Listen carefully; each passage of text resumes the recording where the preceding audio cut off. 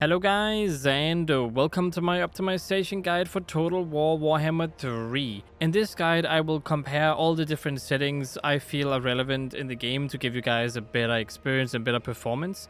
Some of the things I've discovered might actually surprise you. Some settings I found out does something completely different than what they say they do, and some of the settings don't mention some of the changes they actually do. But before we do that, I would like to walk you guys through the tool I use and explain exactly what each thing means, because I will show it during the actual comparisons. So first off, we have GPU, which is your graphics card. To the right of the GPU, we can see a percentage. That percentage is how much that specific part is being utilized. It counts for all percentages, so I'm not going to go through those. Just know that the percentage is how much every single specific part is being utilized. Below GPU, we have VRAM, which is your graphics card's memory. To the right of that, we see the allocated VRAM, which is the stuff right below the percentage. And beside that, we have the VRAM used by the actual game in that current moment. Beneath the VRAM, we have the CPU, which is your processor. Then we have a RAM, which is the memory your system, your overall system memory. Below RAM, we have all the different CPU cores. I have bundled them together. That's why they have 0 and 1, 2 and 3, and so on and so forth. Below all the CPU cores, we have low 1%, which is 1% lows, which is the lowest FPS you'll be able to feel in the game. That's the best way I can explain it, just the lowest FPS you can feel in the game. Below the low 1%, we have AVG, which is the average FPS in the game, which averages out the normal FPS after a while, so the longer the game runs, the more of a precise average FPS you're gonna get. Below that, we have 3D311. It just means what DirectX version is running. It seems like it's running DirectX 11 here. And then we have the FPS right after, so the normal FPS. Below that, we have a frame time graph, which measures the time between frames. It pretty much just measures when there are gonna be spikes in the game. As an example, if there's a lag spike, it will show a big spike in the graph. Below that, we have whatever I'm showing. As an example, if I'm showing the ultra quality preset, it's gonna say ultra. Right now it says off because I turned off a setting. So you'll know exactly what quality setting it is by looking underneath the frame time graph in every single comparison. Now with that out of the way, let's actually go ahead and go to our first comparison, which are all the different presets the game offers. We will first take a look at the battle benchmark, where I ranked it from low to ultra, from left to right. Ultra being the worst performance and the low being the best performance. And what you will immediately notice is that going from ultra to low gives you double the FPS, which is a pretty crazy high margin. You'll also notice that going from ultra to high can give you about 14 FPS, while going from high to medium will give you about 58 FPS. And of course, going from medium down to low will give you a pretty significant amount, which is around 40 to 50 FPS. It's a very big jump, and that also shows a lot of potential for this guide, because if we lower the settings from ultra down to high or medium, there should be a very big performance difference with the optimized settings. You will also see that based on the VRAM, there is not a big difference in battle. So if you have around 4 gigabytes of VRAM, this guide might not be able to help you based on what I can see anyway, because all the VRAM is above 4000, even the lowest presets. So there's not a lot of room for improving the VRAM according to what I can see here. You can also see that the CPU is being utilized pretty okay. Don't mind the two 100% cores I have there. They are an outlier because of my CPU. My CPU seems to have issues with this game. It's a pretty known issue. I have a 12600 KF, and I shouldn't be the only one. All 1206 KF should have this. So it's not just my CPU. You will also notice that the amount of RAM it uses, the normal memory for your system, gets a pretty significant decrease going from ultra to low. So there's also some room for improvement when it comes to the actual RAM usage in the game. You can also notice that the 1% lows get a little better when going to high. It gets a little bit even more better going to medium, and it gets a very big boost going to low according to what we can see here. So we also have potential to increase the 1% lows. But I think that's all we can really take away from this normal benchmark, other than the big difference between the FPS. Now on to the campaign one. Looking at the campaign map, we can see that there is a smaller difference between all the different presets. The FPS difference have been minimized significantly. From ultra down to low, we actually only have about 70 FPS of a gain. So the FPS difference have minimized, but we still have 70 FPS potential on the campaign map here. So there's still a lot of FPS to gain to actually get a better performance up on the campaign map. You'll also see the 1% lows can according to this, be increased by around 20 FPS, which is a pretty nice amount as well. You will also notice that the RAM itself seems to be down by 500 megabytes if you look at the Ultra compared to the low one. So there is also a bit of potential there for the campaign map to lower the RAM usage a bit. The VRAM, it seems that High and Ultra allocates all my VRAM pretty much, so I don't really... It's a bit extreme when games do this. Typically, you allocate about 8, but this game allocates all of the VRAM to this. And it also uses 6,000 on the Ultra. For some reason, it uses 7,000 on High, and it goes down after that on Medium and Low. But again, if you have anything below 8,000, there's almost no way you're going to be able to run this game without some weird stutter now and again. That being said, the highest I've seen is 7,000. So as long as you don't go above that, 8GB cards should easily be able to run this. Again, the GPU, also the GPU seems to be utilized pretty well. Same goes for the CPU. It also is utilized the same way it did in battle, so that's nice to see. When it comes to visuals, in battle, I could barely notice it, besides, of course, the density of people there and the amount of people on the battlefield. On the campaign map, it is way more noticeable. You can see that both low and medium have this weird brown tint to them. You can then see at high and ultra that it's more vibrant, it's more colorful, and the details are more highlighted. Whereas, again, on low and medium, everything looks kind of dull, a bit dead. So the lighting really seems to make the color a bit more washed out and a bit more brown looking, which I'll touch more on later.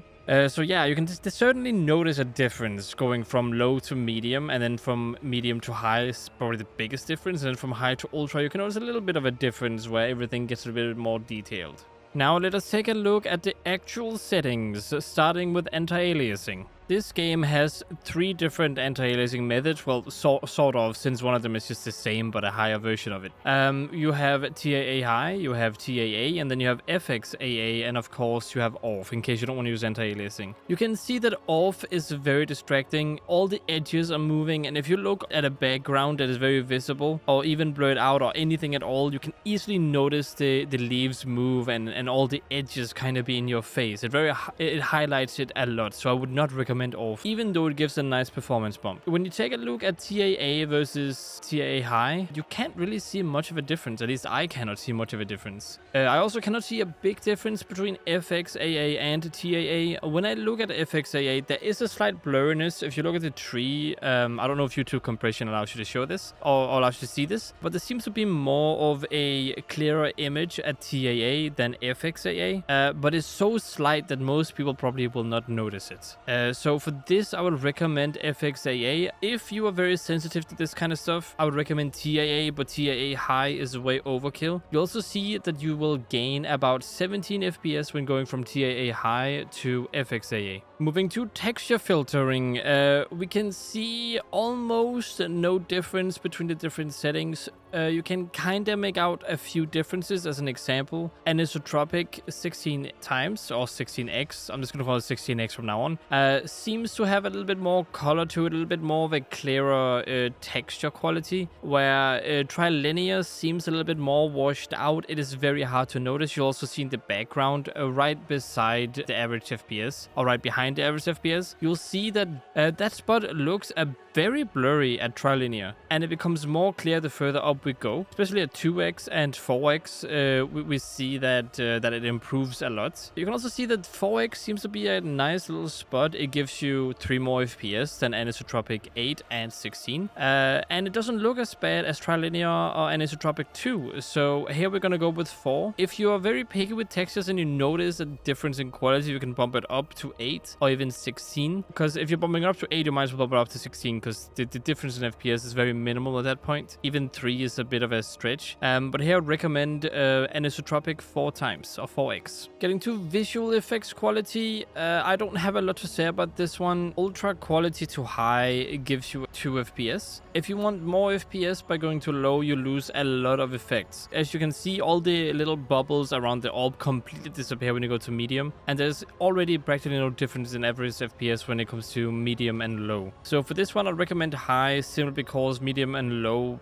kind of kills all the effects. Going to trees, more specifically tree detail, this setting actually is only supposed to affect battle according to the description the developers of the game have mentioned, but I decided to showcase the campaign map because there is a difference in the campaign map as well, just so you guys are not misled by the comment the developers actually made. As you can see, there is about 4 FPS to gain going from ultra to low, and going to low changes the density of trees on the campaign map and also kind of ruins the branches of the trees that don't have leaves and stuff on them. You can see going from high to medium removes the branches as well. If you really like the branches, you can go with high, but I would recommend medium simply because you don't really notice the branches anyway, and if it turns out that you really want the branches, you only lose out on 1 FPS anyway. So I would recommend going to medium, and in the battle I did sadly not test that, sadly. If you notice any pop-in or any weird LOD issues with trees, then I would recommend turning up this setting. Moving to unit detail seems to change the variety of models in each unit. As an example, you can see on low we have 1 model throughout the whole unit. Doesn't look unique, doesn't look different. There isn't really a big variety there. But on ultra you can see that there's a big variety of models in the actual unit, and that's all it changes, which also means that it doesn't really change the performance at all. It all depends on how optimized the models are, which means if there's a very unoptimized faction in the game, this could actually make a big difference. But based on my own testing with this specific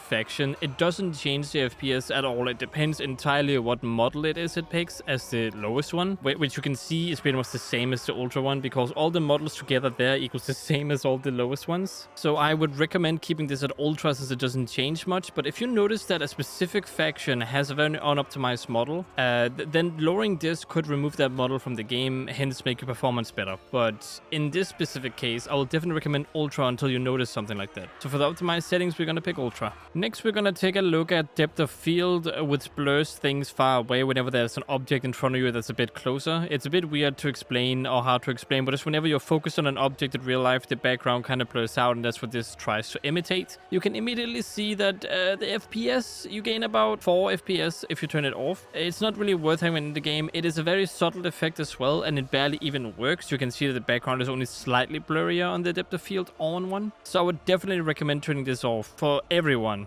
honestly, even if you don't plan on using optimized settings. It's just a bit of a waste to have this on. So yeah, I recommend turning this off. We are now at screen space reflections, which controls the reflections on wet surfaces. Specifically in this case, I have showcased the actual water in the game. And we can see that we are pretty much gonna gain 9 FPS by having this off. I would never really recommend turning this on. Even on ultra, I'm pretty sure the preset turns this off. I'm just here to show how much a performance cost is gonna cost you. Again, I recommend turning this off. You can also see you can gain a little bit of VRAM, about 100 VRAM for turning this down. Not that it's very significant. And it doesn't affect the 1% lows, and you just gain more FPS, and you barely notice it in the game as well. The normal weird fake reflections don't cost a lot, and they also end up actually looking okay. So for this, I would definitely recommend off. Now we're arriving at lighting. Lets you see that we can gain 13 FPS by turning lighting from high to low. This is actually a setting I would not recommend turning down, and I'll tell you why in the visual quality area on the left side of the screen. For starters, you can see that the left side has a very brown tint to it, which kills all colors in the game. On the world map, you notice the low and the medium have less vibrance than the high and ultra settings. And this specific setting is why it doesn't have a lot of vibrance. Now, if you don't care about vibrance and you don't care about colors and how the world is represented in the game, and you just want 13 more FPS, you can turn this down, but it will hurt your visuals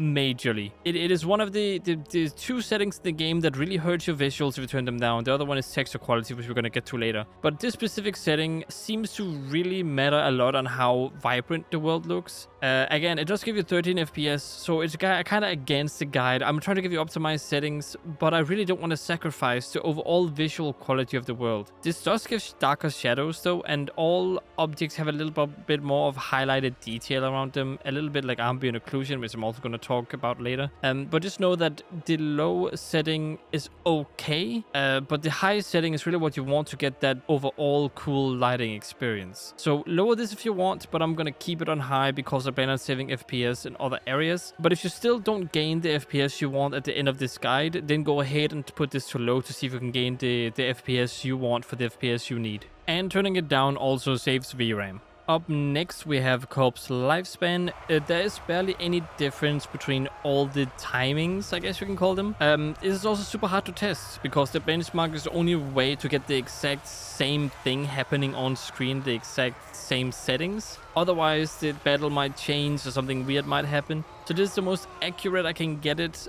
but I'm even then I'm not sure this is actually properly accurate because there are some deviations in every single battle. But based on this data, you can save about 2 FPS if you really go to 30 seconds, but that is so minuscule that it almost means nothing. So you might as well go with permanent, but at the same time there is room for error, and in a big battle there might still be a lot of corpses around, and that's almost, again, very impossible to really test. So I will go ahead and suggest 120 seconds as a sweet spot. If there is a big performance difference in the end, at least then it will go away after 120 seconds, just to be safe. You're usually done with a battle in that spot you're in on the map anyway at 120 seconds, usually. So hopefully that will help if in case there are any spikes or anything in the FPS. So I would recommend 120 seconds. If you feel confident in your PC and you don't think there are any deviations, you can go with permanent. But 120 seems completely fine, and you'll barely notice that the corpses are disappearing. So 120 for the optimized settings it is. Now we have arrived at texture quality, and this setting really surprised me when I looked at the comparison. Because here you can see that there's only max 4 FPS difference from going from ultra to low, and it just, I've never seen this before in any game. I've actually never seen the texture quality matter so little. You can see though that it helps VRAM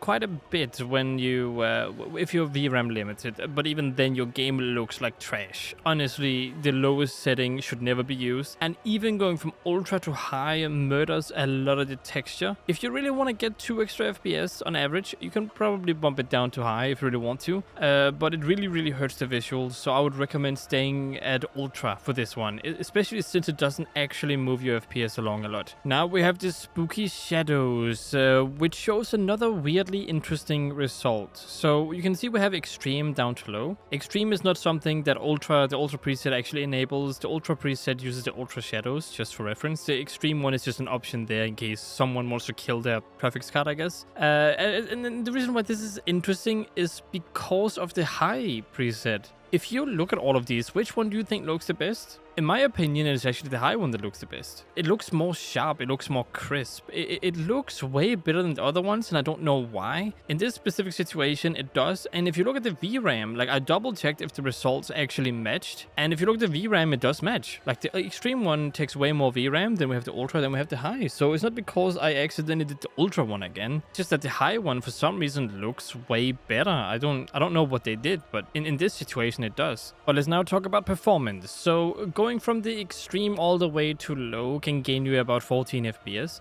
Now, if you go ahead and go from ultra to medium, you only gain 2 FPS, but the shadows in this game don't really play a big role. As long as they're there, I don't think there's anything wrong with the medium shadows. Now, if you want the highest visual quality, I would actually recommend going to high. It has the same performance as ultra on average, and I would never recommend extreme because it kills 8 FPS and it doesn't even look that good. But again, medium shadows, there's nothing wrong with it. I see it's almost as good as high and ultra, honestly, and yeah, there's just nothing wrong with medium. I think it fits pretty well. Again, in this game you're not gonna walk around very close to the ground anyway, so as long as there are shadows and they're not all flickery and stuff, I think that medium will fit perfectly. So we're gonna go with medium. We will now take a look at the beautiful grass in the game. So to start off with, I'm gonna point out that going from ultra to low can give you around 16 more FPS. So that's a nice big boost if we really need to go that far down. You will also notice that the density of grass significantly decreases when we go further down in quality level. Going from ultra to high, you just lose a little bit of density of grass, but going from high to medium, you lose the bushes on the map, and you kind of see more of the ground instead of just seeing the grass. When you go from medium to low, it just removes the density again. So it seems like there isn't really much of a quality level in grass as much as it's just density and what grass you can see. So for this one, it's weird that they called it grass detail instead of amount of grass. It's a bit of a weird thing when they call settings something they don't really do, because the grass detail on low is as good as it is on ultra. All right, so Yeah, it is. So yeah, it's a bit weird why they did that. Now let's take a look at what I would actually recommend. Since you were gonna get 16 FPS from going from ultra to low, and you're pretty much not gonna lose any crash detail, just crash density and what kind of crash you get, I would 100% recommend low. If you want more density, you could go medium. You also get a nice performance boost. Going high and ultra is a bit of a waste. You might also notice that sometimes when you play and you zoom into battle, you're gonna get a bit of a lag spike, and the crash here could be why you get a bit of a lag spike, because usually the crash renders in the closer you get to it, while it goes completely away when you zoom out. So when you zoom into a battle where there's a lot of crash, it could potentially give you a big spike that gives you a bit of a 16 FPS spike down all of a sudden. So I would definitely recommend keeping this at low, because it could lag you when you look at battles, and it is a bit unnecessary to have so much crash. Then again, if the ground looks ugly, then by all means turn up the density to medium or high or whatever you prefer. But for this, I'd recommend low. We're now taking a look at terrain detail, and I cannot spot a difference in all of these quality levels.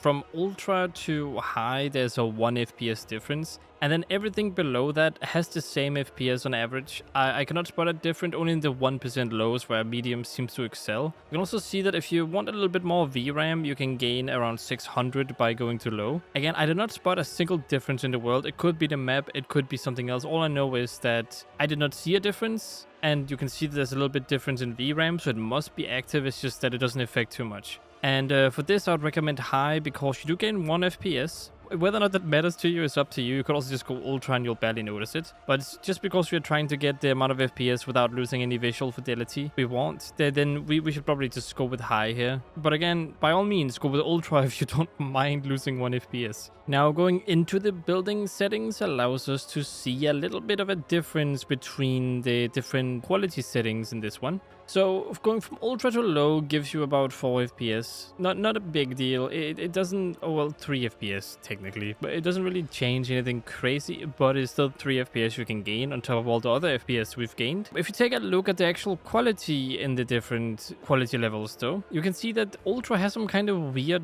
dark shadow going on. I don't really know why it has that, and none of the other ones have it. But it seems like ambient occlusion somehow affects the ultra quality, since it's a bit darker and has a bit more of a sort of reflective surface to it, where all the colors around it react with it. But ultra to low, it doesn't have that for some reason. And going from high to low, you cannot see a difference in this for the most part, but I promise you, I took a look at a wall after this one just to double check things, and the statues look completely off with low. Medium, they look fine. So going from medium to low actually is quite a bit of a jump. For this one, I recommend medium. We are now at the unit size. It determines the amount of people in a unit. You can see that ultra has a lot of people, and then you go from large, medium, and small, and it kind of shrinks. In my opinion, if you play a total war game and you actually plan on playing battles, you cannot go further down than large, otherwise your whole experience of the game might be lessened. Then again, if you have VRAM issues, small seem to be pretty okay. You can gain around 1 gig of VRAM. But if you do have enough VRAM, medium, large, and ultra, out of those, I'd recommend large. You gain 5 FPS by going to large. You don't gain as much FPS by going to medium. You gain 2 on average. And from going to medium to low, you gain 3. So here I recommend large, simply because the units are still huge, just not as big as with ultra. And it still feels like a total war game. At the same time, you gain 5 more FPS. And if I'm going to be completely honest, you probably won't even notice that you're only playing with large units instead of ultra units. So yeah, here I recommend ultra. Looking at the porthole quality, and when we take a look at it, we can see that one is of course 3D and one is 2D. When we take a look at the difference between them, it seems like the 3D one of course has the 3D model of Karl Franz, and then we also have the 2D version of his card in the actual porthole on the left bottom side of the screen. There is pretty much no FPS difference between them, so this is all up to preference. If you like the 2D one, you go with the 2D one. If you like the 3D one, you go with the 3D one. We shall now take a look at fog. which has 2 quality levels, high and low. When you go from high to low, you save about 3 FPS. You also notice that high versus low seems to they look almost exactly the same. When you really get a close look at them, the high one might seem a bit clearer in total. It might be that the fog has a more clear texture or whatever, while the low one seems to be a little bit more blurry near the fog. But that is also the only difference, and you will honestly not notice that in the actual game. I can pretty much guarantee that. You'll barely notice it unless you're of course in foggy areas. I wish you could turn off the fog just to get a big FPS boost there as well, because there's so much fog on the maps, and if you turn off the fog, there's a chance it might even help your performance more. There might be mods doing that as well, so keep a lookout for those if you really want more performance after this guide is done. But here I recommend low because the difference is so minimal, and again, you won't really notice it in the actual game. We will now be moving to the tick boxes, starting with unlimited memory, which allows the game to use as much memory as it wants out of your card. I recommend turning this off because when you actually hit the limit of memory, and if the game tries to use more than you actually have, you start to stutter, and that could ruin the gameplay experience big time, no matter how much FPS boost you get. Luckily enough, it also seems to only give you 1 more FPS if you actually enable it, at least that's happened to me. There could be other factors that is within the margin of error, but I recommend keeping it off regardless. Below unlimited video memory, we have V-Sync, which is vertical sync. It's pretty much a standard nowadays. It is, in case you have screen tearing, you should take this. It pretty much means that if you see some weird line on the screen that matches your image, like you broke a piece of glass or something, and it shows 2 different things, then enable this and it fixes it. Below V-Sync, we have Vignette, which darkens the edges of your screen to give a more rounded look. Here you can actually see that turning it on might give you 1 FPS. Now, it is within the margin of error, so this is not a guarantee. It could be because since it darkens the edges, it kind of ruins the render of the corners, which then makes the graphics card work less because of it. Now, that is all a theory, I have no proof. I would usually recommend turning this off because it hurts the image quality, but if you really want that 1 FPS, that is probably a margin of error, you can go ahead and turn it on. Or if you like the rounded look, you can also turn it on. And if you really have VRAM issues, again, you can keep this off because you can save 100 megabytes from it, so 0.1 gigabytes, but this is something in case you're VRAM limited. Right below Vignette, we have proximity fading. It makes it so whenever the game camera gets close to a crowd of people, the people around the camera become invisible. Now, my first thought was, oh, you could save performance because you have to render less characters, but no, it's the exact same performance. And it actually seems like the 1% lows are better with it off. I don't really know why. Again, that is also within the margin of error, so keep that in mind. So yeah, I recommend keeping this off because it doesn't do anything. It's more of a preference thing. So if you prefer not to see clipping things or have people be around the camera, then of course you can go ahead and turn this on.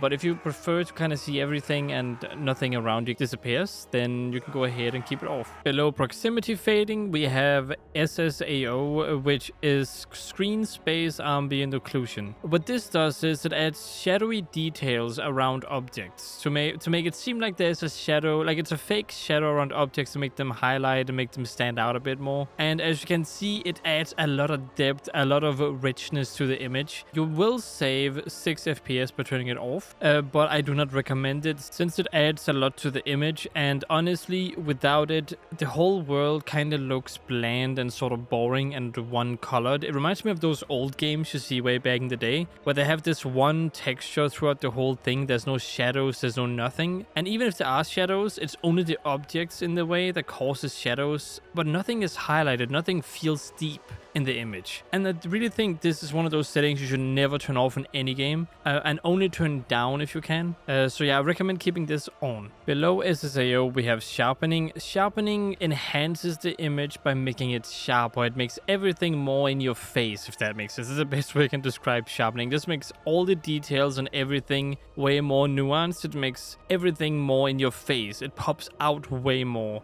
Now, it can also hurt your eyes. It's a bit of a weird setting like that. So there's a certain sharpness level. In this game, you cannot adjust it. But the more sharper an image is, the more it can hurt your eyes. And in some cases, it can even make you feel sick. I get a headache when I play with this setting on in this game because it's too sharp. My eyes actually start hurting after a while, and just cannot take it, so I turn it off. You can also gain 2 FPS by taking it off, and I actually prefer it without sharpness. Again, I would rather have a more soft image, is what you call an image without sharpness, than a very sharp image where everything is kind of popping out in your face. So here it's more up to preference, in all honesty. If you really like the sharp image, it can enhance the visuals quite a bit. Then again, if you don't like sharpness, or if it hurts your head like me, you can turn it off. Here I would recommend turning it off because it doesn't affect the image too much, and we can gain 2 FPS. But that being said, you can also just not care about the 2 FPS at this point and just kind of keep it on, because you know it's 2 FPS, so it's not a big deal. So but I do still recommend keeping it off. Below sharpening, we have screen space shadows. Now screen space shadows work a lot like SSAO, where it makes shadows on objects and may highlights them, except on this one it is a bit more detailed and does it on the ground and everywhere around on the ground. It doesn't necessarily just have to be the ground, it's just that here's the easiest way to show you guys. You can see that the grass is more detailed, more nuanced on the on, and on the off you can certainly see that the grass lacks a lot of detail and lacks a lot of shadows, and it doesn't stand out as much. So it's not a big deal to have this on or off, in my opinion. It doesn't look too much worse with it on or off, but it does highlight the grass and the detail a bit more. So if that's something you're really into, you can keep it on, but I recommend turning this off because you can actually get about 5 FPS from turning it off.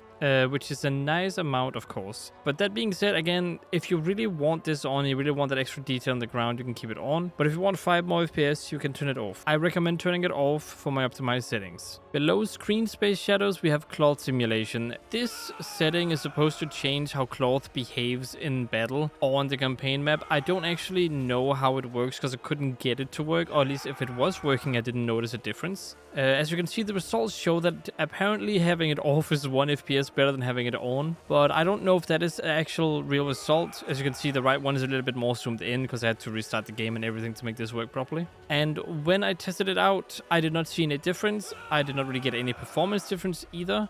And when it comes down to it, I don't know what unit it actually works on either. So it's a bit of a question mark when it comes down to it. I would recommend keeping this on until you notice an FPS dip, because it could help with some cloth simulation. But if that doesn't matter to you at all, you can keep it off. I'm going to keep it on because it does not affect performance at all in my testing, so I'm going to keep it on. And for my recommended, I also keep it on. And if you notice any performance dips because of capes for some reason or something weird happening, then try turning it off and see if that helps. Now, I also tested out Dismemberment just to see if that would have any difference, and it actually does. You can gain 2 FPS by turning off Dismemberment. It does not turn off blood and gore and all that stuff you get from the blood DLC. You do gain 2 FPS, so that is something you can consider if you want extra FPS. Now, I will recommend turning off Dismemberment in my guide, just for the 2 extra FPS. Whether or not that's up to you, that's good for you or something you want, that's completely up to you. But I'm trying to squeeze as much FPS as possible out of the game, while still maintaining the normal visuals as much as I can. So Dismemberment is not exactly the top of my priority list, especially since blood and stuff is still there. It's just now you don't see people's hands or heads getting chopped off. So I recommend turning this off. Now that we're done talking about Dismemberment, we can go on to blood effects. Now, the blood effects sliders are a bit special because you can't really test that specifically, so I decided to test 50% or 100% and then off.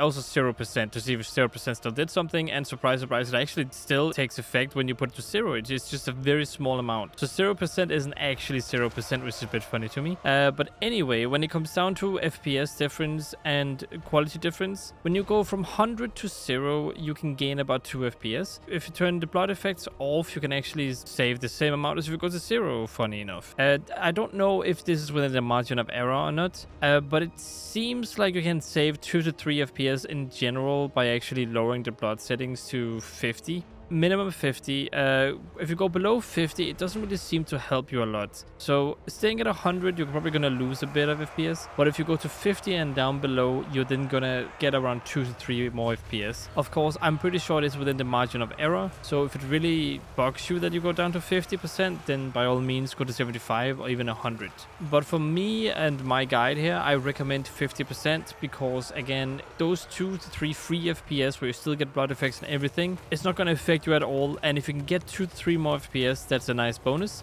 so I would recommend going with 50% on both of the sliders. Before I end this optimization guide, there are a couple more extra settings I want to show you guys that could potentially help your performance, and some that I just want to show you doesn't actually help performance or barely plays any role. So to start off with, we have resolution. When it comes to resolution, it's one of the easiest ways to get more FPS. It's also one of the most convoluted, or rather more of a double-edged sword kind of way, because it makes your visuals worse guaranteed overall, but it also gives you a lot of performance boost, especially in this game. I included this setting for one, to just show you guys how much FPS you can get by going down in resolution. I'm not going to name the number, you can see it here yourself. And two, I want to show you guys that this game is very GPU demanding. Like, even when I lowered it to 720p, it actually is still GPU limited for the most part. That is kind of crazy when you think about it. So this game really works on your GPU. The only time I'd recommend resolution is if you really cannot get the FPS you want, if you're not even close to getting the FPS you want. And the only way to really get it is just to lower the resolution. Then I 100% think resolution is the way to go. But at least try everything else before lowering your resolution, since that is a guaranteed worse experience overall when it comes to visuals specifically. Again, if you don't care about visuals, resolution is probably the easiest way to go.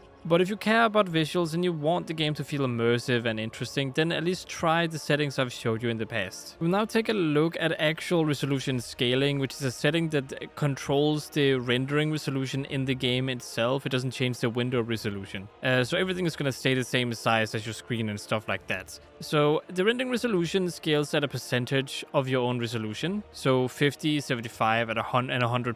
100% is your max resolution, where 50 is 50% of your current resolution. So a half of your resolution right now. Now I decided to go with 50, 75, and 100, because if you go below that, you're honestly not gonna gain any visual quality whatsoever. And even at 50 and 75, you'll notice some degradation in visual quality. Now you can see that you're gonna gain a lot of FPS by lowering this. And honestly, if you end up lowering it, only lower it to at least 90 in my personal opinion. So if you're really desperate for FPS and you don't want to change the actual resolution of the window itself that you're in the game in, then change this resolution scaling here to be at 90% and 95% to gain an extra maybe 10 FPS just to be safe. It is a very interesting setting, not one I would personally use unless I'm very desperate, but it can help, and it doesn't affect visual quality all that much as long as you lower it a little bit. I also tested whether or not the game should run in windowed, and it seems like there is barely any difference. The only difference is maybe 1 FPS, and that is within margin of error. And even then, it seems that it only runs more stable when it's in windowed mode, and there's no indication of anything major. It's just that it might run more stable in windowed mode. What you want to do with that is up to you, but that's all I can really say about this one.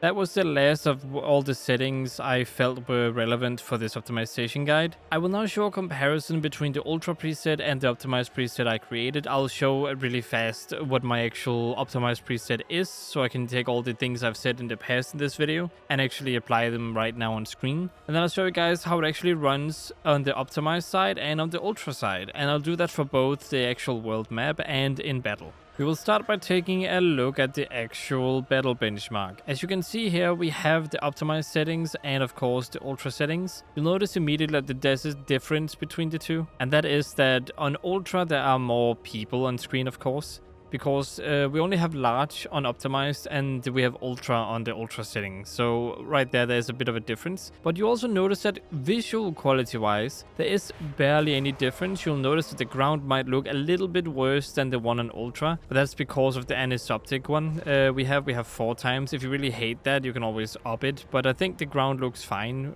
with 4 times. You can also see that we gain about 28 FPS, at least at the end you'll see that we gain about 20 FPS on average with the optimized settings, which I think is a very nice boost. I do think that is very well worth it, especially when you look at the difference in quality where you can barely notice any. So I think I succeeded in providing some optimized settings in battle. Now keep in mind that this is without lowering some settings that affect the visual quality majorly. So if you want to change the lighting, you can go ahead and change the lighting, and that's going to give you around, was it 13 FPS or something? I don't remember, but it was a pretty high number. So if you want to change the lighting to the worst one, you can gain way more FPS by doing that. There was another setting I forgot about that also helps, but if you watch the guide, you probably know what it is. So if you really need performance, you can use either the resolution scale, or you can go ahead and lower some of the other settings I kind of showed earlier. But yeah, and again, I think I succeeded for the most part in providing an optimized experience in battles. Now let's take a look at the actual world. When it comes to the world map, the visual differences are a bit more noticeable. The trees are a little bit less green. The fog is a bit more visible on the optimized preset. And it looks like there's a bit more, like everything is less sharp as well because sharpness is on ultra. So you do lose a bit of visual quality when you use the optimized settings compared to ultra here. It's a way bigger difference than it was in the battle. You'll also notice that the FPS increase isn't huge, but it is on average 15 FPS. Now there are times when it goes to 20 and 30. It depends entirely on when and where you are on the map, because it all kind of changes depending on where the camera is located. But on average, it is 15 FPS better with the optimized settings. So now the rest is up to you guys. What FPS do you want in your game? You have to try to modify the settings to achieve that. I also showed all the differences between all the different presets in the past in the guide. So if you really want to see the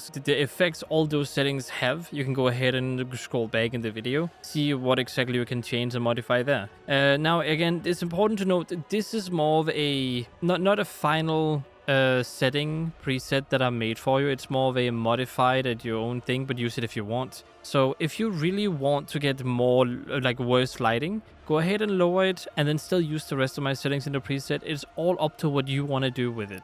I made it to try to balance out visual fidelity with performance. And everyone has their own preferences and their own wishes. So I urge you to go back in the video, look at all the different settings that I've tested, and then figure out which ones you're okay with and which ones you're not okay with. And that way you can optimize your own game the way you want to optimize it and get the FPS you want. So again, the whole point of this video is to teach you guys what the settings do so you can get your own preset that fits your taste of the game. And I feel like for the most part I've succeeded in doing that.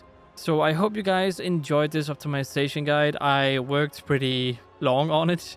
This was even harder than the Assassin's Creed one I did, by the way. So I hope you guys enjoyed it anyway. If not, that's gonna suck. But hey, there are a lot of other optimization guides out there, and I doubt I do it as good as them. But I try my best.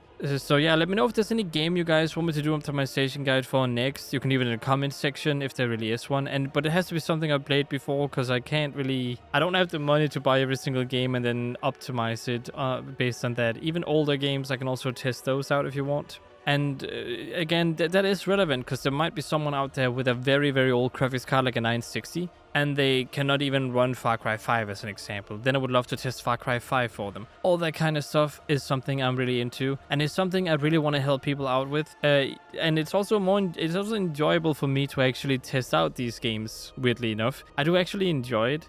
So yeah, hope you guys enjoyed this guide. Hope you will consider leaving a like, subscribing, and of course sharing. And I hope to see you guys in one of my Let's Plays or in another optimization guide that could possibly help you out with your performance and your hardware.